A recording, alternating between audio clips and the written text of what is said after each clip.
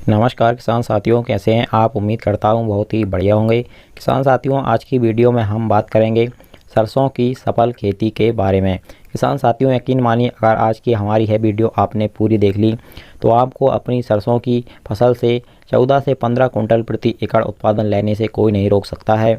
आज की इस वीडियो में किसान साथियों हम सरसों की खेती की A to Z सफल वैज्ञानिक खेती के बारे में आपको पूरी जानकारी बताएंगे। अगर आपको भी सरसों की फसल से 8 से 10 कुंटल प्रति एकड़ ही उत्पादन प्राप्त होता है तो आपके लिए यह वीडियो देखना बहुत ही ज़्यादा ज़रूरी है, क्योंकि इस वीडियो के जरिए हम आपको 14 से 15 कुंटल प्रति एकड़ उत्पादन निकलवा कर ही रहेंगे, यह हमारी गारंटी है। किसान साथियों, उससे पहले हमारा आपसे बस एक छोटा सा निवेदन है। जिन किसान साथियों ने अभी तक हमारे चैनल को सब्सक्राइब नहीं किया हुआ है वैसा भी चैनल को सब्सक्राइब कर लें, वीडियो को लाइक कर दें और ज़्यादा से ज़्यादा हमारे सभी किसान दोस्तों के साथ इस वीडियो को शेयर भी करें। किसान साथियों, सरसों की फसल से रिकॉर्ड स्तर पर उत्पादन लेने के लिए सरसों की फसल की बुवाई सही समय पर करना बहुत ही ज़्यादा ज़रूरी होता है। सरसों की बुवाई के सही समय की बात करें तो आपको पूरे अक्टूबर के महीने में सरसों की बिजाई आप कर सकते हैं। अक्टूबर का महीना सरसों की बिजाई करने के लिए उपयुक्त माना जाता है। सरसों की बिजाई करते समय किसान साथियों आपके खेत की मिट्टी में नमी अच्छी होना बहुत ही ज़्यादा ज़रूरी है। अगर आप पलेवा करके बुवाई कर रहे हैं तो बहुत ही बढ़िया बात है, और अगर आपके खेत में नमी है और आप सूखे में बुवाई कर रहे हैं तो आपको नमी का ध्यान रखना है। आपके खेत में अच्छी तरीके से नमी होनी चाहिए।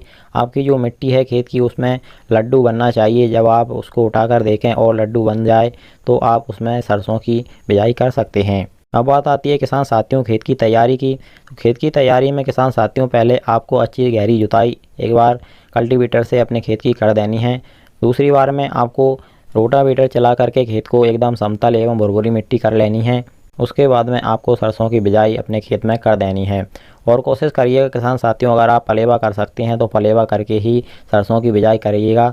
इसमें सरसों का जो जर्मिनेशन होता है बहुत ही बढ़िया होता है, बीजों का जमाव शानदार होता है। और पलेवा करके बिजाई करने का एक बहुत ही बड़ा फ़ायदा है कि उसमें खरपतवार नहीं उगते हैं।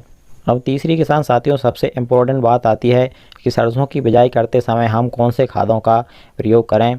तो सरसों की खेती के लिए किसान साथियों सभी खाद उर्वरक सभी पोषक तत्व बहुत ही ज़्यादा अहम भूमिका निभाते हैं। सरसों की फसल को भी नाइट्रोजन, फास्फोरस, पोटास, सल्फर एवं जिंक की आवश्यकता होती है। किसान साथियों जो है जितनी भी तेल वर्गीय फसलें होती हैं इन सभी को सल्फर की बहुत ही ज़्यादा आवश्यकता होती है। तो सरसों की फसल भी तेल वर्गीय फसल है तो इसमें सल्फर बहुत ही महत्वपूर्ण भूमिका निभाता है। जो बेंटोनाइट सल्फर आता है दाल वाला 90% वाला, उसको आपको सरसों की बिजाई करते समय 10 kg प्रति एकड़ के हिसाब से डाल देना है। और इसी के साथ में अगर आप DAP की साथ बुवाई कर रहे हैं सरसों की तो आपको 1 बैग DAP 1 एकड़ खेत के लिए पर्याप्त होता है। और अगर आप SSP के साथ में सरसों की बिजाई कर रहे हैं तो आपको 2 बैग SSP के लेने हैं 1 एकड़ खेत के लिए। और इसी के साथ में किसान साथियों आपको पोटास का प्रयोग भी सरसों की बिजाई करते समय ही करना है। जो हमारी MOP पोटास आती है उसको आपको 15 से 20 kg प्रति एकड़ के हिसाब से इसी में ऐड कर लेना है। इन सभी खादों को एक साथ मिला करके आप आखिरी जुताई के समय अपने खेत में बिखेर दें। इसके बाद में आप सरसों की बिजाई करें। सरसों की बिजाई करते समय आप यूरिया के साथ सरसों की बीजों को मिला करके सरसों की बिजाई कर सकते हैं। अब बात आती है इसके बाद में किसान साथियों बीज सिलेक्शन की। तो सरसों की बिजाई के लिए बीज भी आपको अपने क्षेत्र के हिसाब से चूज़ करना है। अगर आपने पिछली साल कोई वैरायटी लगाई थी और उसने बहुत ही अच्छा उत्पादन आपको निकाल कर दिया था तो आप उस वैरायटी को लगा सकते हैं। या आपके क्षेत्र में आने किसान भाइयों ने जो वैरायटी लगाई थी उसने बहुत ही अच्छा परफॉर्म किया था तो आप उस वैरायटी को भी लगा सकते हैं। बाकी अगर आप सरसों की टॉप वैरायटियों के बारे में जानना चाहते हैं तो हमने हमारे चैनल के माध्यम से पहले ही वीडियो बना करके जानकारी दे दी है। आप हमारे चैनल पर जाकर सरसों की वैरायटियों के बारे में जानकारी प्राप्त कर सकते हैं। और किसान साथियों इसके अलावा आप अगर हाइब्रिड वैरायटियों के अलावा आप घर का बीज इस्तेमाल करना चाहते हैं तो आप घर का बीज भी इस्तेमाल कर सकते हैं।